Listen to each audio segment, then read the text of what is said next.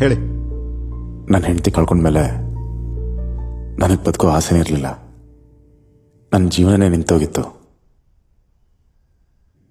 ಮತ್ತೆ ನನಗೆ ಬದುಕೋ ಆಸೆ ಬಂದಿದ್ದು ನನ್ನ ಮಗಳಿಂದ. ನಾನು ಅವತ್ತು ಅನಾಥಾಶ್ರಮಕ್ಕೆ ಹೋದಾಗ ಒಂದು ಪುಟ್ಟ ಕೈ ಬಂದು ನನ್ನ ಕೈ ಹಿಡಿತು. ಅವತ್ತು ನಾನು ಅವಳನ್ನ ಆಯ್ಕೆ ಮಾಡಿರಲಿಲ್ಲ, ಅವಳೇ ನನ್ನ ಆಯ್ಕೆ ಮಾಡಿದ್ಲು. ಅವಳು ಬರೀ ನನ್ನ ಮನೆಗೆ ಬರಲಿಲ್ಲ, ಅವಳೇ ನನ್ನ ಪ್ರಪಂಚ ಆದ್ಲು. ಇವತ್ತು ನನ್ನ ಪ್ರಪಂಚನೇ ವಾಪಸ್ ಕೊಡಿ ಅಂತಿದ್ದಾರೆ. ಹೇಗೆ ಕೊಡಲಿ ಸರ್?